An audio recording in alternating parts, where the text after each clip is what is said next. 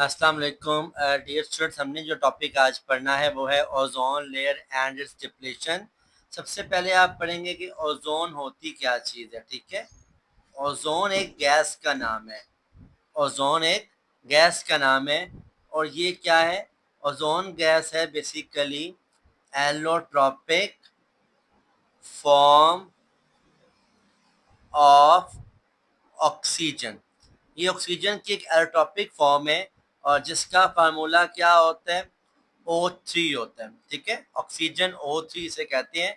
इसमें 3 एटम होते हैं बेसिकली ऑक्सीजन के, तब जाके आपके पास एक मॉलिक्यूल बनता है ओजोन गैस का। अब बेटा ये हमारे पास है ज़मीन, ये हमारी क्या है?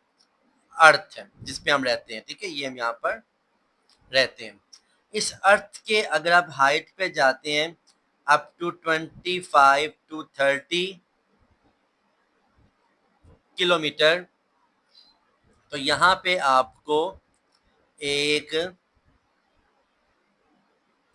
लेयर मिलती है, एक गैस की मुकम्मल लेयर बनी होती है जिसे हम बोलते हैं ओजोन लेयर।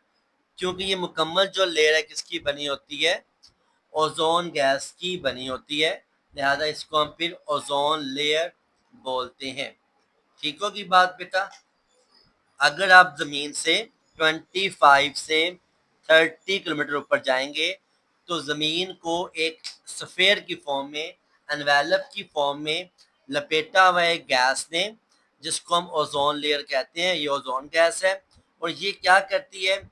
ये सूरज से आने वाली जो हार्मफुल यूवी रेज होती हैं, अल्ट्रा वायलेट रेज होती हैं, उन्हें क्या करता है? ज़मीन पे पहुंचने से रोकता है, जिससे यहाँ पर ज़मीन पर लाइफ हेल्दी रहती है। अगर ये हार्मफुल यूवी रे ज़मीन पर आ जाएंगी तो यहाँ पर लाइफ डिस्ट्रॉय हो जाएगी, हैबिटेट मुकम्मल की मुकम्मल क्या हो जाएगी? तबाह हो जाएगी। लोगों को स्किन कैंसर हो जाएगा और बहुत सी दूसरी बीमारियाँ बढ़ जाएंगी। इवन प्लांट्स एनिमल भी सर्वाइव नहीं कर पाएंगे। अब ये बनती कैसे है और टूटती कैसे है? सबसे पहले इसके ऊपर क्या होती है? डीकम्पोजिशन। ठीक है, जो अपर लेयर होती है, अपर लेयर पर जब ओजोन गैस के ऊपर यूवी रेस पड़ती हैं तो टूट कर बन जाती है ऑक्सीजन और एटॉमिक ऑक्सीजन। ये साथ डॉट लगाते हैं जो शो करते हैं आपका एटॉमिक ऑक्सीजन को। लेकिन नीचे आने पर जब टेम्परेचर बढ़ जाता है तो इसकी क्या होती है? फॉर्मेशन होती है। यानी कि यही जो मॉलिक्यूलर ऑक्सीजन है और एटॉमिक ऑक्सीजन है, ये मिलकर बन जाती हैं O3। इन दोनों रिएक्शंस के रिजल्ट के अंदर दरमियान में एक कांस्टेंट लेयर जो है वो ओजोन की बरकरार रहती है, जो ज़मीन को बचाती है from the harmful rays of sunlight. अब होता क्या है? हमने यहाँ पर ज़मीन के ऊपर लगा ली इंडस्ट्री। इंडस्ट्री लगाई कौन सी हमने? रेफ्रिजरेटर इंडस्ट्री और air condition industry. For example यहाँ नाम लिख रहा हूँ मैं हायर का, हायर पाकिस्तान या पेल का, ठीक है, या डॉलर्स का। अब ये तमाम इंडस्ट्रियाँ क्या तैयार करती हैं? आपको इन नामों से ऑलरेडी फेमस तो हैं, आपको मालूम है। ये fridge, air conditions, refrigerators, freezers तैयार करते हैं। ये गैस प्रोड्यूस करते हैं। ठीक है, इस गैस को बोलते हैं क्लोरोफ्लोरोकार्बन। क्या बोलते हैं गैस को? क्लोरोफ्लोरोकार्बन। ये बहुत ठंडी गैस होती है जिसका फार्मूला होता है CFCl3। अब ये गैस जो CFCl3 गैस है, जब ये ज़मीन से अवेपोरेट करके पहुंचती है up to the ozone layer, तो वहां जाकर इस पे जब पड़ती हैं सूरज की यूवी रेज तो ये टूट जाती है CFCl2 और क्लोरीन रेडिकल के अंदर। ये जो क्लोरीन रेडिकल है बेसिकली ये बहुत ज़्यादा रिएक्टिव रेडिकल होता है जो कि ओजोन गैस को तोड़ देता है ऑक्सीजन में और ऑक्सीक्लोराइड में। ये जो आपका बना है ऑक्सीक्लोराइड, ये फर्दर टूट जाता है एटॉमिक ऑक्सीजन में और एटॉमिक क्लोरीन में। अब ये जो रेडिकल क्लोरीन का बना है, ये जाके फर्दर ओजोन मॉलिक्यूल्स को डिस्ट्रॉय करेगा, और ये जो एटॉमिक ऑक्सीजन है, क्योंकि ये बहुत ज़्यादा हो जाती है नेचर के अंदर, तो दोनों आपस में मिलकर बन जाते हैं O2 गैस। ठीक है, पहले वहाँ पे गैस कौन सी थी? O3। अब कौन सी गैस आ गई वहाँ पर? O2। एक chlorine radical millions of ozone molecule को डिस्ट्रॉय करने की एबिलिटी रखता है।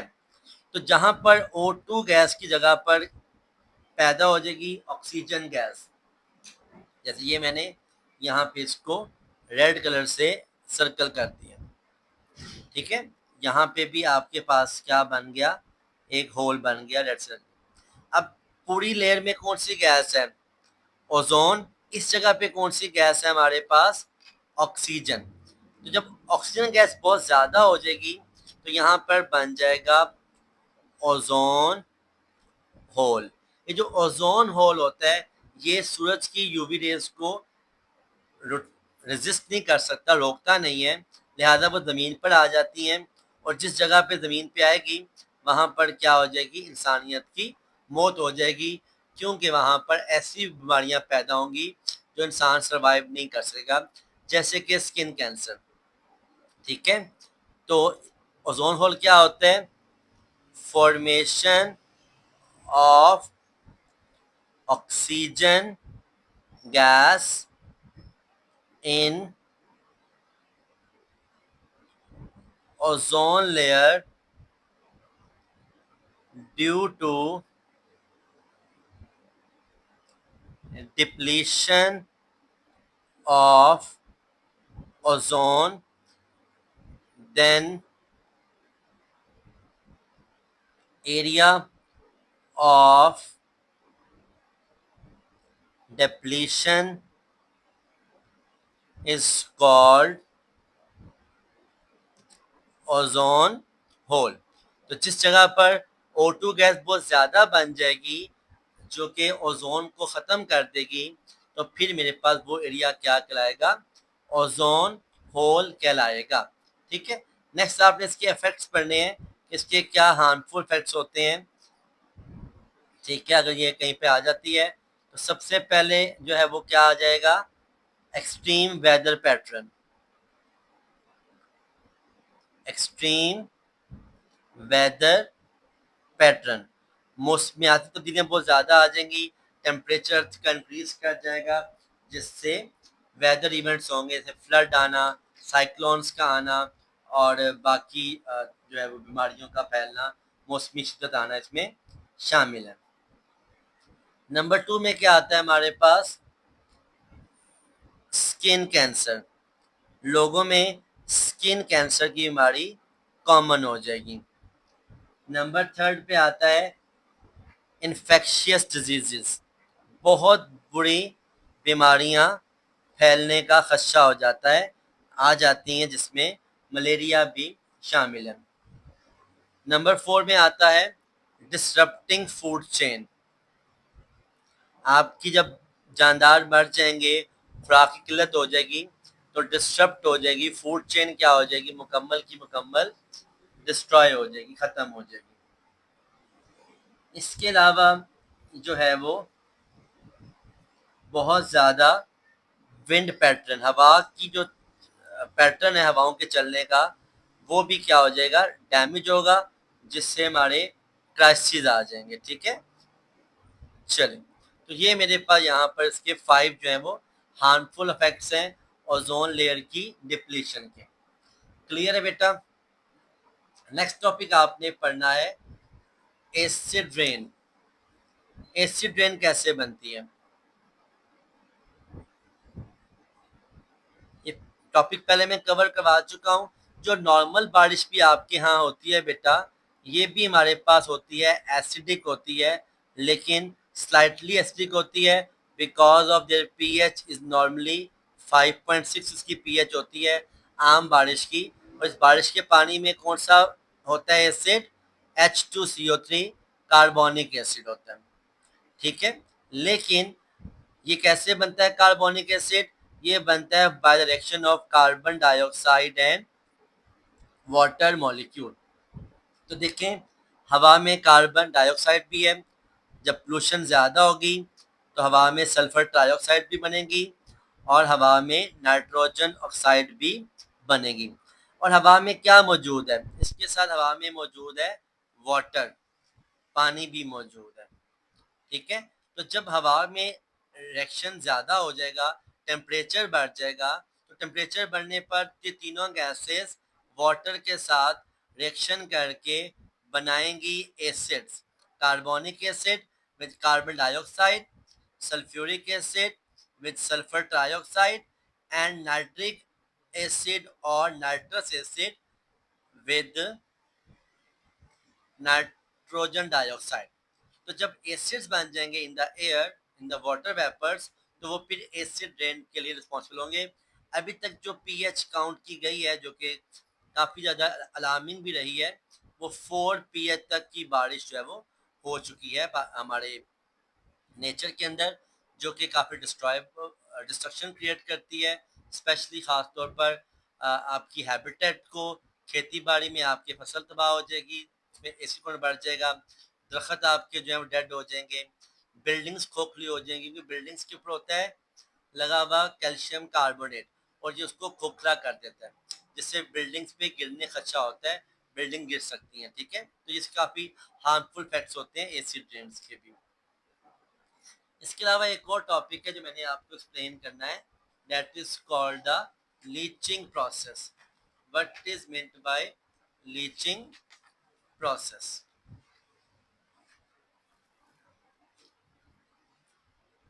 अंडरस्टैंड करेंगे।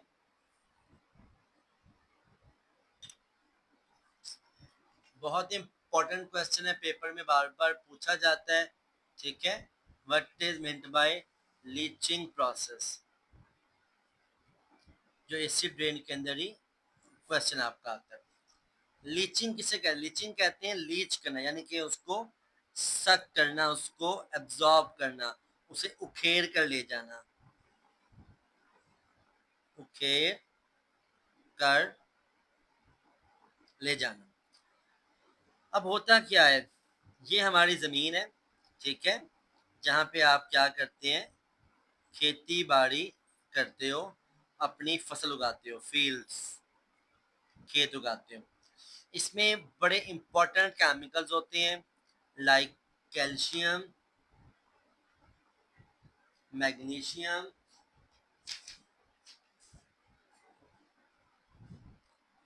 एल्युमिनियम, मर्करी, lead और chromium. These are very essential metals जो ज़मीन को जरखेज करते हैं। अब अगर इस ज़मीन के ऊपर क्या होगी, बारिश होगी, किसकी बारिश होगी? एसिड की बारिश होगी, एसिड रेन होगी। लाइक यहाँ पे मैं कहता हूँ नाइट्रिक एसिड की है, या इवन कार्बोनिक एसिड की है और सल्फ्यूरिक एसिड की बारिश है। तो जब ये जो मेटल लाइक कैल्शियम है, इसका रिएक्शन होगा विद द सल्फ्यूरिक एसिड, तो क्या बनेगा इसके रिजल्ट के अंदर? ये बनेगा कैल्शियम सल्फेट और हाइड्रोजन गैस। अब कैल्शियम जो है वो क्या है, पानी में इनसॉल्युबल, ये पानी में हल नहीं होता, लिहाजा ये मिट्टी में रहेगा और हमारी फसलों को जरखेज करेगा, मिट्टी को जरखेज रखेगा।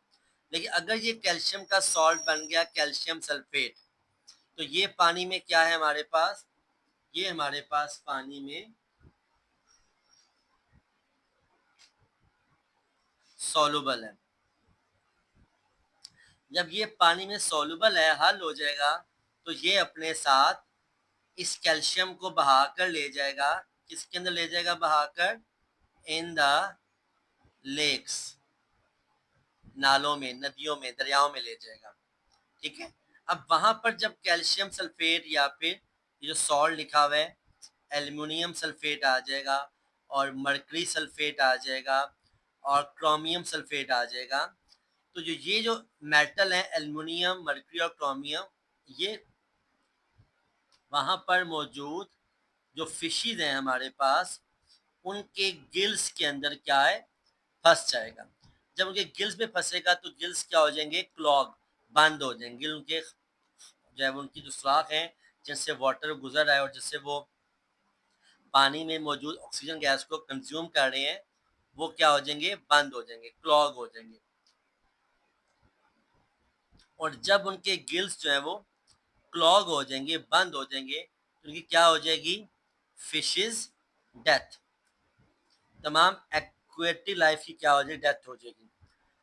और इससे डेथ से क्या हो जाएगा कि पानी गंदा हो जाएगा, जारी बात है।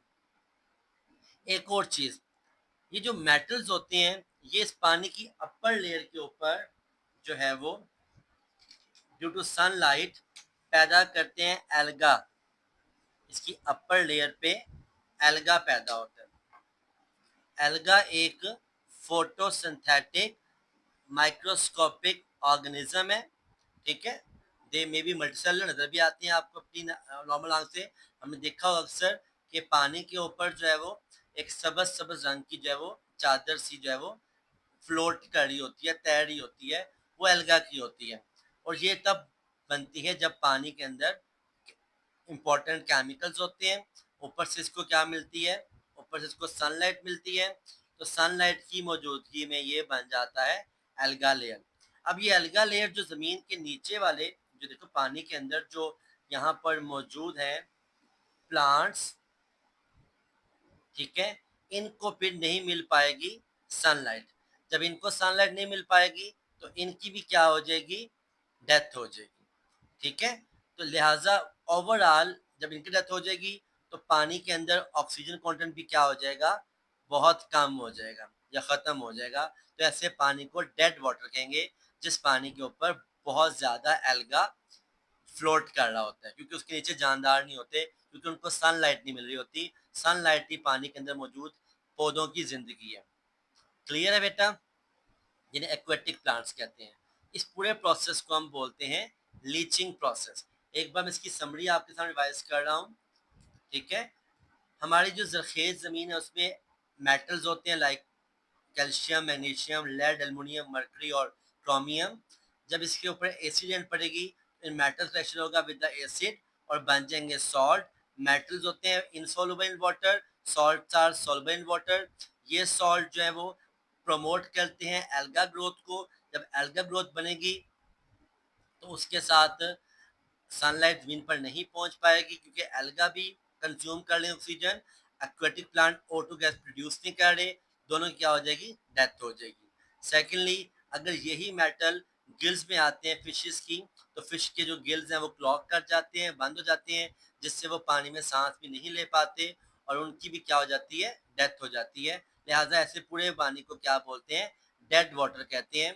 तो बेसिकली एसिड रेन ने ना सिर्फ हमारी फर्टाइल लैंड को इनफर्टाइल कर दिया, बंजर कर दिया, बल्कि हमारे लेक्स को भी क्या कर दिया, डेड सी कर दिया। तो ओवरऑल मुकम्मल हैबिटेट को एसिड रेन क्या करती है, डिस्ट्रॉय करती है।